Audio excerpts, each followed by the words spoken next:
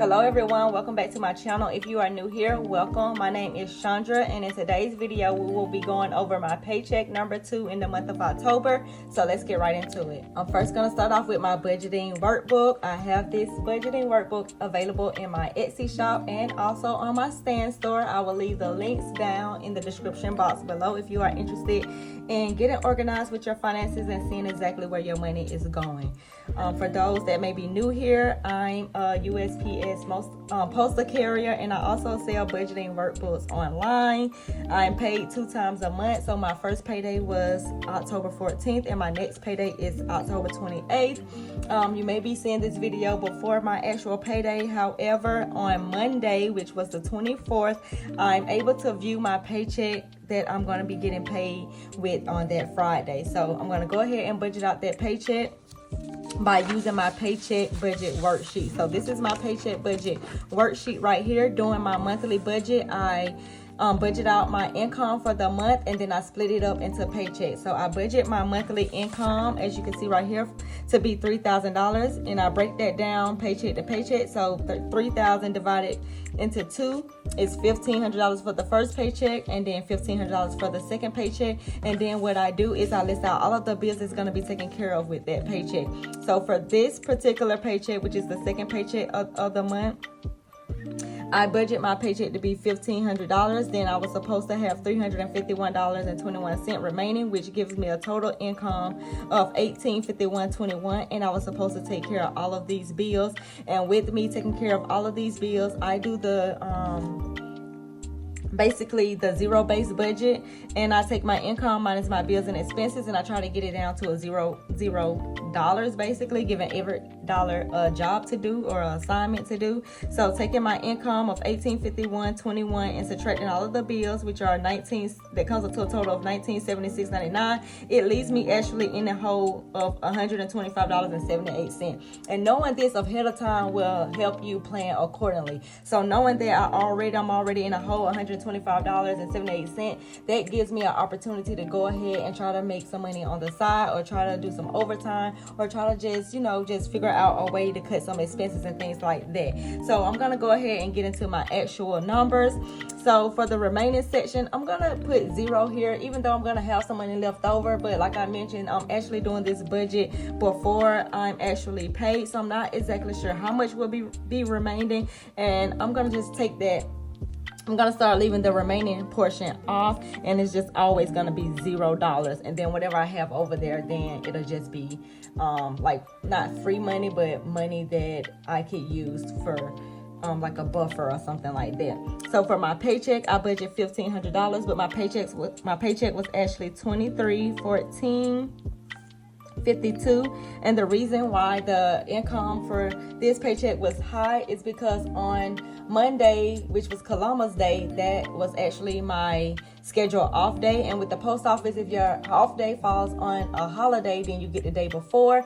So the day before for me will be Saturday, and they actually mandatory me to work on that Saturday. So Saturday I got an additional 8 hours of extra pay for that day. And then on Sunday I actually just went in for some overtime, because I was like, okay, if y'all gonna make me get mandatory me for Saturday, I might as well just go ahead and come in on Sunday to get some extra hours, because I was already in a groove of just picking up some extra time. So that's the reason why I got the paycheck larger than what I actually budget for. So now I'm gonna include my budget workbook, because a lot of guys on TikTok, because that's where I mostly do all of my budgeting stuff, they ask me what do I do with my side hustle income. And what I do with my side hustle income is I just pay off debt with it. I use it as extra money to pay off debt, so that way I don't have to use my personal money to pay it off, basically. So with the budgeting workbook, because I'm actually getting started just this week, I'm only going to include that amount. I got to figure out a way I can include it into the budget at the same time that I'm paid from the post office. I know on my Etsy shop, I have money deposited into my bank every Monday. And then on my Stand store, as long as there's money in the account, I can roll it over whenever. So sometimes I cash out the same day that it's available. Sometimes I wait a couple of days until everything clears and then I cash out, but I just haven't gotten down to like a set day that I'm going to cash out. So I got to really figure out how I'm going to do that. I may just do it the same day that Etsy deposit the money, which will be every Monday, and then that way when everything hits, I can go ahead and create the budget because I can already see my paycheck on that Monday as well. So for this week, I made $102.20 with my budgeting workbook, giving me a total income of $2,416.72. And the reason why I know the number so quickly is because I already had written it out already over here, and I'm just looking to the side to create these numbers so I can stay on task and won't be rambling all over the place.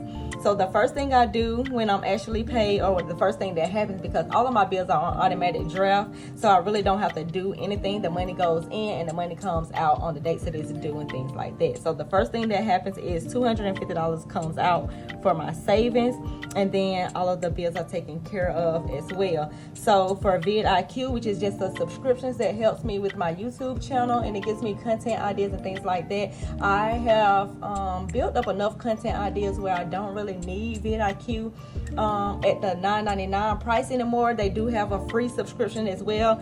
The only difference is on the $9.99 you get 10 content ideas compared to 3 content ideas with the free version. So I'm just going to stick with the free version because, like I said, I'm just trying to cut some expenses down. I'm trying to save some money, help pay off debt and things like this. I can use that $10 now to put towards my credit cards now. So this is canceled. So nothing is going to come out of my account on the 30th. Then with my social curator membership, and that is a membership that I love. It helps me plan out my social media content a little bit faster, just in case I don't have a caption idea, I don't have a picture to post or something like that. That membership actually has all of that. I can just fill in the blanks with my target audience or with to make it fit for my needs, basically. And that's $37. Life insurance $11.50. Amazon Prime $14.99. Capital One I'm gonna leave blank because, like I said, I like to put extra money over there, not just the minimum amount. With my rent is $10.95.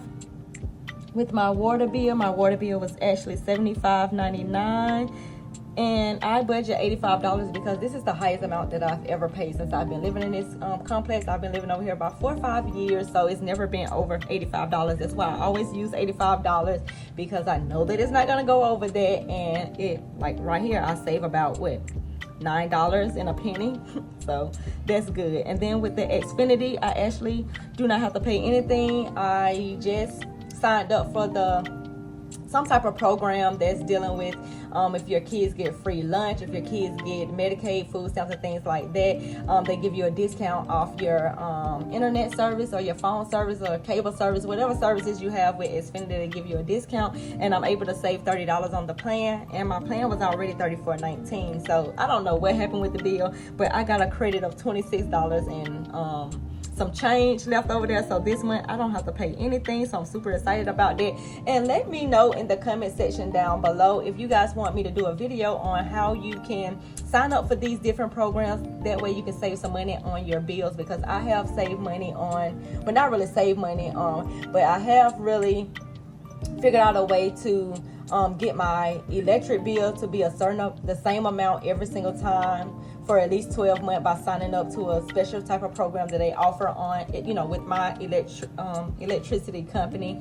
And then I've also gotten it done with my phone plan as well. So let me know in the comment section if you guys want me to do a video on that, and I can share that information with you guys as well. Then with Apple storage, we got $9.99 for them. And then Get to 10, that's a debt that I owe. I'm trying to get paid off. Hopefully I can get that paid off by the end of the year.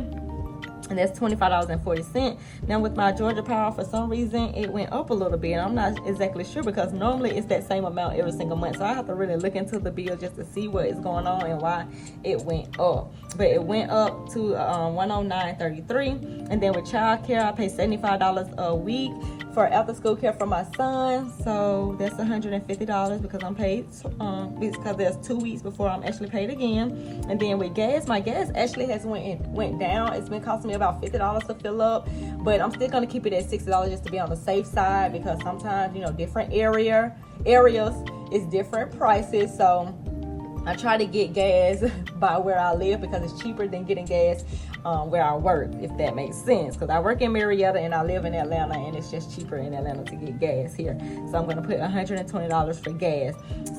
So now I'm still gonna do the same exact thing. I'm gonna take my income and I'm gonna minus my bills and expenses, and I'm gonna see what I have left. So 24, 16, 72. Subtract the total amount of bills, which is $18.99.20, leaves me with $517.52, which is a big jump from being in the negative starting out at the beginning of the month to now in a positive with some money left over. You get what I'm saying? So this is definitely a game changer with planning out your budget at the beginning of the month and planning out your paychecks at the beginning of the month as well, depending on how many times that you're paid. So you can already see what you need to do to make that number not be a negative, but make it be a positive. So with this being said, I'm not going to be too strict with myself with this $517.52. Normally, I would just leave it in my checking account, and if I choose to, like, get extra food, if I choose to get my hair done, get my nails done, things like that, that's what I choose to do with it. The most important thing I do first before I do anything is look over my goals. So my goals for this month is to save $500. I know that I'm going to save $500 because I know that I have $250 every time going into my checking account. I know that's done automatically. Then I want to move over to my credit, to the second goal, which is using my credit card strategically. And I have been using the credit card, so there is a balance on them. So that's pretty much probably what I'm gonna do with the money. I'm just gonna roll it over to the credit cards and get those credit cards, paid off. And then I want to track expenses daily, which doesn't cost anything. I haven't been consistent with tracking my expenses. I kind of fell off ever since the month of October, and it's just been hard for me to just get back in the groove of things. But I'm definitely gonna get back on track starting with the month of November. And yeah, that's pretty much it. So I'm not going to be so strict and say, okay, 100 is going here, 200 is going here, 300 going here. But it's taken me a while to get to that point. And if you're brand new starting off with your budgeting, I would suggest you basically plan this $517.52 all the way down, so that way you can get familiar with budgeting and seeing how it goes. And then once you're able to already meet your goals and accomplish your goals for the month, then you can kind of be free with the amount of money that you have left over. So that's it for this video, you guys. Like I mentioned in the video, if you are interested in this budgeting workbook, it's actually a PDF, a digital download that you can print out at home. You can hole punch it, put it in your binder, you can put it in a folder. I put mine in a happy planner. And I actually have this is for my YouTube channel, and then this one right here is for my TikTok and for my personal use right here. So this is the one that I have for my personal use because I need everything in one place, because I also plan out content in my happy planner. So I like just putting it in a happy planner. It just keeps everything organized and in one place. So if you guys are interested in it, I would definitely leave it down below to my Etsy. Leave a link down below to my Etsy shop and my Stand store, whichever one you feel comfortable with. You can use, and I will catch you guys in the next video. Bye for now.